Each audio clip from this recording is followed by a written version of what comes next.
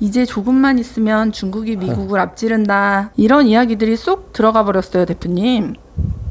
지금 중국 청년 2명 중에 1명이 백수이고 소비, 경제, 부동산 전부 박살이 나버린 중국. 왜일까요? 불과 5년 전만 해도 앞에서 말한 것처럼 중국이 미국을 역전한다. 중국 경제 대세론이 지배적이었는데 말이죠. 세계 경제 매체들이 하나같이 하는 말. 이제 중국은 다시는 일어설 수 없다예요. 완전 날아갔어요. 중진국의 함정에 빠졌죠.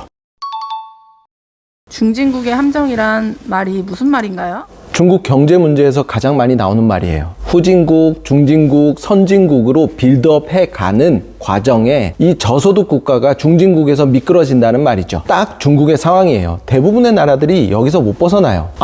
우리 대한민국은 진짜 완전 예외인 거예요. 대부분은 이 중진국의 함정에 빠져요.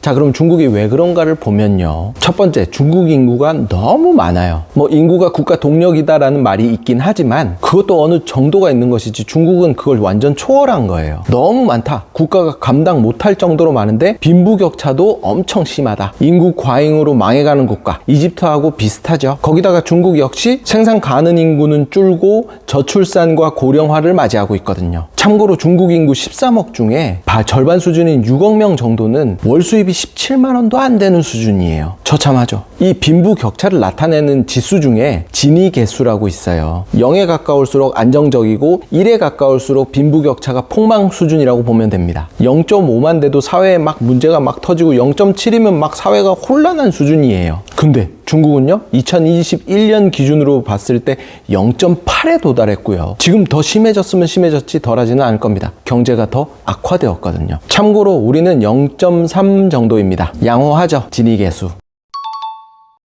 첫 번째는 인구 과잉 문제였고 두 번째 원인은 무엇인가요? 또 다른 원인은 정치예요. 자, 후진국에서 중진국으로 들어섰을 때 가장 개선이 안 되는 부분이 정치 부분이에요. 정치와 경제는 거의 한 몸이라고 봐도 무방한데 중국 정치는 세금 정책 문제, 부정부패, 거기에다 한술 더 떠서 독재까지 있잖아요. 그러니 외부에서 볼 때 중국을 좋게 볼래야 볼 수가 없는 겁니다. 이것 말고도 중국의 내수 문제 등등 중국은 이미 중진국의 함정에 빠졌다라고 보는 게 맞아요. 거기다 전문 매체에서 하나같이 얘기하는 실패한 제로 코로나 정책, 과학적 근거가 부족한 방역 정책을 계속 고집하다가 날아갔다 이거죠. 또 상해 같은 주요 도시들 막 통제하고 그랬었잖아요. 경제는 꼬꾸라지고 실업률은 치솟고. 그리고 또 중국 경제에서 3분의 1을 차지하고 있는 부동산 이야기를 안 할 수 없죠. 300회가 넘는 부동산 규제 정책으로 건설사들 줄도산하고 빈집이 1억 6천 채가 넘고 그야말로 작살이 났어요. 중국 부동산의 위기는 지방정부의 부채 문제로 연결이 돼요. 지방정부의 수입 중 3분의 1 이상이 부동산 땅 팔아서 얻은 수익이거든요. 그러니 터질 게 터졌다 라고 보는 거죠. 지난 30년간 중국이 경제 성장을 이루는 큰 축 중에 하나가 부동산, 그리고 또 하나가 건설이에요. 도로, 다리, 철도, 그리고 공항, 항만, 이러한 초대형 프로젝트들이 계속 끊임없이 이어져 왔죠. 그러다가 이제 지을 만한 건 다 지었어요. 중국의 경제 발전 방식이 이제 끝났다. 건덕지가 없다. 라고 생각하는 경제학자들이 많습니다. 중국의 기존 경제 방식은 작동하지 않는다. 변곡점에 도달했다. 이를 극복하려면 큰 개혁이 필요하다. 다시 말해 건물 지어서 경제 성장하는 시대는 끝났고 개혁 안 하면 미래가 없다. 규제 풀어서 민간에 맡겼어야 했는데 안 했네? 미래가 없다. 이렇게 보고 있으니까요. 그런데 중국 정부는 오히려 금융권 규제 강화하고 기업 통제하고 있죠. 이러한 상황에 투자가 들어올 리가 없죠. 실제로 기업들이 중국을 떠나고 있으니까요. 시진핑이 직접 나와서 我们会照顾你的投资这边咱俩谁跟谁一样 라고 해도 떠나고 있습니다. 약속해도 계속 떠나고 있죠. 그렇다면 일당 체제 독재국가 중국의 구조적 개혁이 가능할까? 갑자기 중국은 오늘부터 이제 시장 경제 체제로 전환합니다 라고 할 수 있을까요? 앞으로 10년은 중국 경제가 살아나기 힘들다라고 보는 게 지배적인 것 같아요. 미끄러진 중국을 보고 느끼는 점, 잘 나간다고 거만하지 말고 자만하지 맙시다. 오늘은 여기까지. 영종은 퇴근길이 기경길이라던데요, 대표님. GTX도 들어오고 9호선도 들어오고 호재는 많지만 하늘도시에서 서울 나가려면 버스 20분 기다려야 하고 서울에서 공항철도 타고 퇴근해서 버스 탈 때도 버스 타기 쉽지 않죠. 영종역에서 여전히 대중교통의 난이도가 높은 영종입니다. 그래서 지금 2차선인 자연대로를 확충하자 뭐 트램 얘기도 나오고 있긴 한데 근본적인 해결책은 아닙니다. 보다 근본적인 해결 방안, 영종역 주변 도시개발이에요.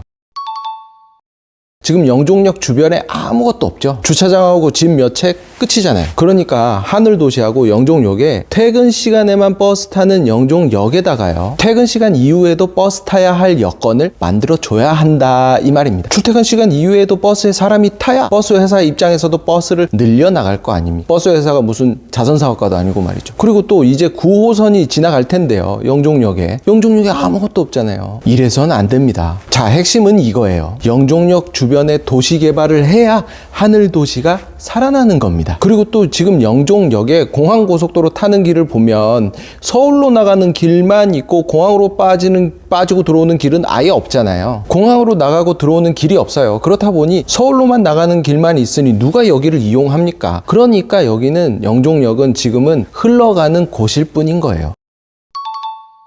그렇기 때문에 하늘도시가 살고 크게는 영종이 살아나는 거는 영종역 도시개발이 최우선 과제인 겁니다.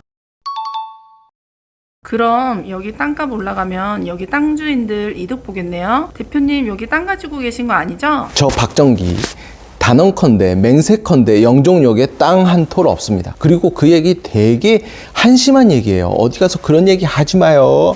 자, 잘 들어봐요. 이런 거예요. 우리가 도시개발을 통해 얻는 것. 송도는 왜 돈이 펑펑 날까요? 송도 사람들 그러잖아요. 송도가 인천 재정을 메꾸고 있다. 뭐 이런 식으로 얘기들을 하죠. 왜 그럴까요? 왜 송도만 막 돈이 생길까요? 송도만 세금 더 걷어서? 아니죠. 이거 이해 못하면 북한 가야 됩니다. 도시개발 사업을 해야 돈을 버는 겁니다. 그러면 이 도시개발 사업의 사업 주체는 지금 중구에서 독립한 영종구청이 시행을 맡고 거기서 나는 개발 이익은 제4연육교와 같은 영종 인프라 사업에 쓰면 되는 겁니다. 추가로 경제자유구역 또한 지정해야겠죠. 그래야 영종 전체가 사는 겁니다. 영종역 도시개발 사업, 그래야 영종이 사는 겁니다. 영종에서 나는 돈으로 인프라 사업을 해나가는 거예요. 눈치 안 보고 말이죠. 그리고 또 요즘은 택지 환지 안 하고 지분조합 환지하기 때문에 그렇게 뒷말 나오지도 않고요. 정리하자면 자연대로 화단, 도로화 사업이나 트램이나 이런 것들도 중요하지만 영종역에서 공항고속도로 공항으로 빠지는 짐출입로하고 영종역 주변 도시개발 사업이 최우선 핵심 과제이다. 도시개발 사업으로 벌어들이는 개발 이익으로 제4연육교와 같은 영종 핵심 인프라 사업에 쓸 수 있다 입니다.